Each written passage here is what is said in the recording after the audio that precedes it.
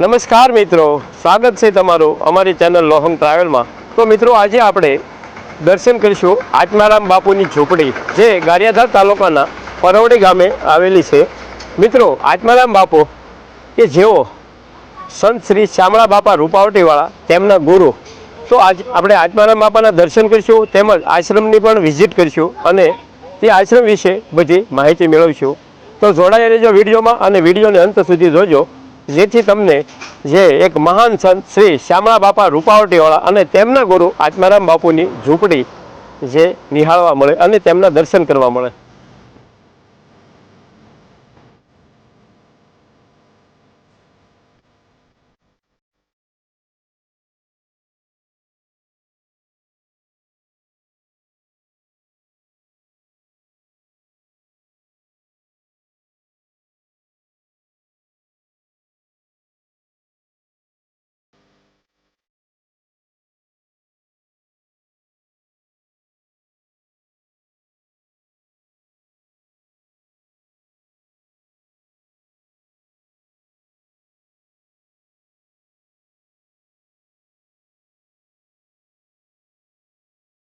મિત્રો આપણે જ્યારે આત્મારામ બાપુની ઝૂંપડી પરવડી ગામે જે આશ્રમ આવેલો છે ત્યાં જ્યારે દર્શન કરવા જઈએ છીએ, તો દર્શન કરવા જઈએ તો આશ્રમની અંદર જેવા પ્રવેશ કરીએ તો તેવો જ એક સુંદર મજાનું આ ખજૂરનું વૃક્ષ આવેલું છે અને તે પણ એક વિશિષ્ટ કઈ રીતે તે હું તમને જણાવી દઉં કે આની અંદર કોઈ પણ ખજૂર લઈ લો તમે, તો આની અંદર તમને થળિયો જોવા નહીં મળે। તો બજારમાંથી કોઈ પણ ખજૂર ખરીદશો તો એની અંદર થળિયો આવશે, તો આની અંદર થળિયો નથી અને આ વૃક્ષ વાવ્યું નથી, પંખી દ્વારા અહીંયા ઉત્પન્ન થયેલું છે।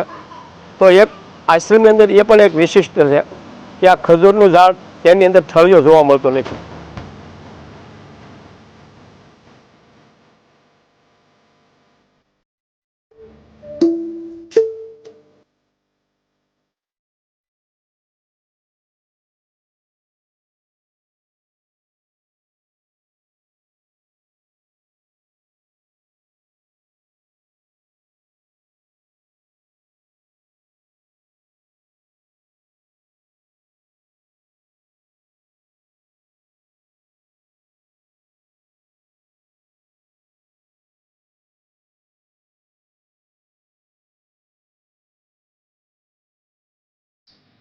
તો મિત્રો આશ્રમની અંદર એક સુંદર મજાનું આ લીમડાનું ઝાડ પણ આવેલું છે, તેમની પણ એક વિશિષ્ટતા છે।